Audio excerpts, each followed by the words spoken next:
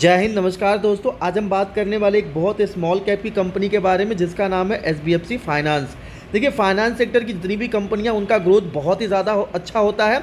जैसे कि आप जानते हैं बजाज फाइनेंस अपनी लाइफ में 52% से ऊपर के सीएजीआर रिटर्न दे चुका है। ये छोटी कंपनी को अगर हम छोटे मार्केट प्राइस पे अगर पकड़ लेते हैं, जैसे इसका प्राइस 86 रुपीज़ चल रहा है और केवल 9,000 करोड़ का मार्केट कैप है। अगर हम इसके बिजनेस की बात करें तो जून 2022 में कंपनी 160 करोड़ का बिजनेस कर रही थी और जून 2023 में 230 करोड़ का बिजनेस हो गया। अगर हम यहाँ पे ग्रोथ देखते हैं तो ग्रोथ 44% का निकल के आ रहा है। साथ ही साथ अगर हम यहाँ पे एक चीज़ बात करें नेट प्रॉफिट की, तो 32 करोड़ का नेट प्रॉफिट था कंपनी का, जो बढ़ के 47 करोड़ हो गया और ग्रोथ देखें तो 46% का आ रहा है। तो ईपीएस की बात करें तो 0.36 की ईपीएस 0.51 हो गया। तो छोटी कंपनियों का जो ग्रोथ होता है, अब ये कंपनी पर ईयर 50% के रेट से ग्रो हो रही है। तो अगर किसी कंपनी 50% रेट के ग्रो हो रही है तो हम यहाँ से अच्छा खासा पैसा बना पाएंगे अगर कंपनी को इस प्राइस रेंज पे हम पकड़ पाते हैं। दूसरी कंडीशन अगर हम क्या है बिजनेस की बात करते हैं तो यहाँ पे आप देखिए कि कंपनी किस सेक्टर में काम करती है।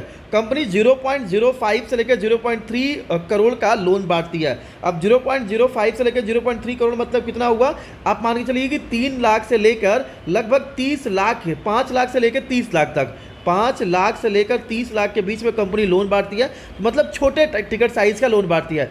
और अगर परसेंटेज ऑफ मार्केट देखेंगे इस परसेंटेज में कितना, मतलब इस मार्केट में कितने परसेंट है, तो 30% मार्केट शेयर है इस टाइप के लोन लेने के लिए। यानी जितना भी दुनिया में लोग हैं, इंडिया में जितने भी लोग हैं जो लोन लेते हैं, उसमें आप ये देखेंगे सबसे ज़्यादा लोन किस परसेंटेज में आता है। तो सबसे ज़्यादा लोन 42% है, 1 करोड़ से ऊपर के लोन लेने वाले। दूसरा कंडीशन क्या हमें निकल के आ रहा है, 30% का सेगमेंट है जो लगभग 5 लाख से लेकर 30 लाख के बीच में लोन लेते हैं। अपना कोई भी छोटा मोटा काम होगा, जैसे मान लीजिए दुकान को चलाना है उसके लिए लोन लेना है, हमें घर बनाने के लिए छोटा मोटा लोन लेना है, हमें कोई चीज़ खरीदना है उसके लिए लोन लेना है, तो ऑन एवरेज 5 लाख से 30 लाख के बीच में सारी चीज़ें क्या हो जाती आ जाती है।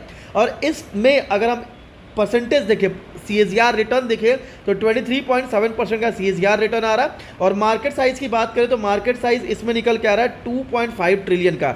सबसे ज़्यादा मार्केट शेयर किसमें है, 3.6 ट्रिलियन का, 42% मार्केट है 1 करोड़ से ऊपर का।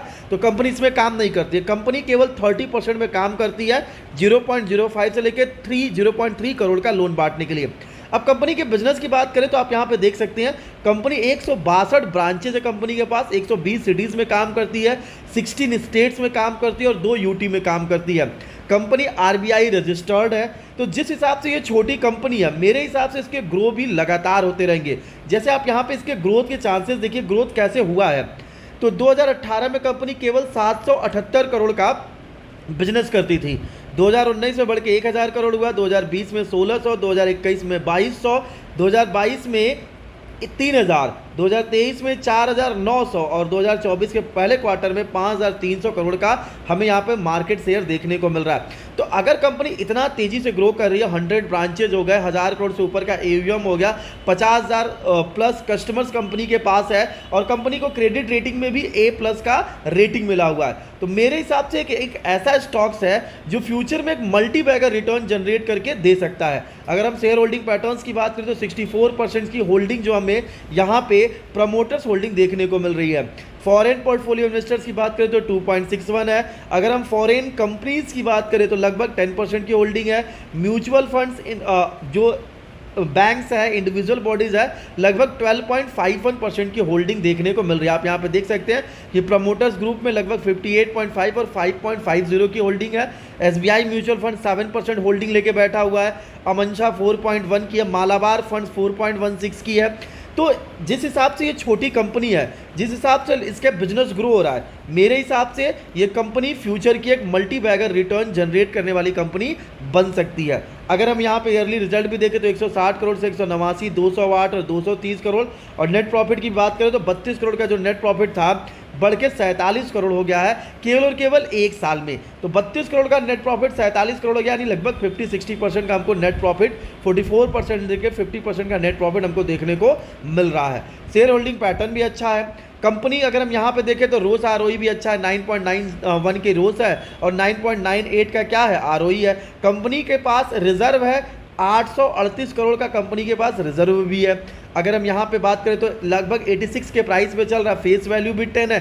तो हर तरीके से मेरे हिसाब से एनबीएफसी जो फाइनेंस कंपनियाँ होती है उसमें एसबीएफसी फाइनेंस ये बहुत ही बेहतरीन कंपनी देखने को मिल रही है। 2008 से कंपनी चलाई भी जा रही है। अगर इनके बिजनेस की बात करें तो पूरे इंडिया में एक तरीके से पैन इंडिया पे काम कर रहे हैं। नॉर्थ पे 31%, साउथ पे 38% और वेस्ट पे 30.5% की इनके पास जो होल्डिंग है, मतलब यहाँ पे इनके बिजनेस चलते हैं।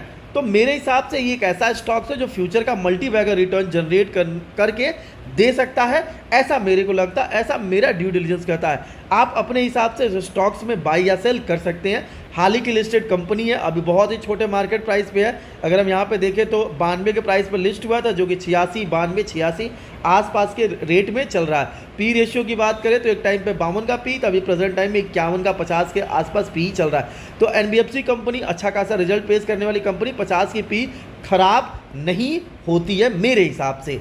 तो आप अपने हिसाब से किसी भी स्टॉक्स में इन्वेस्टमेंट करेंगे। ऐसे ही फंडामेंटल वीडियो के लिए चैनल को सब्सक्राइब करिए और अपने फ्रेंड्स को शेयर करना नहीं भूलिए। बहुत बहुत धन्यवाद आप सभी का। Thank you so much.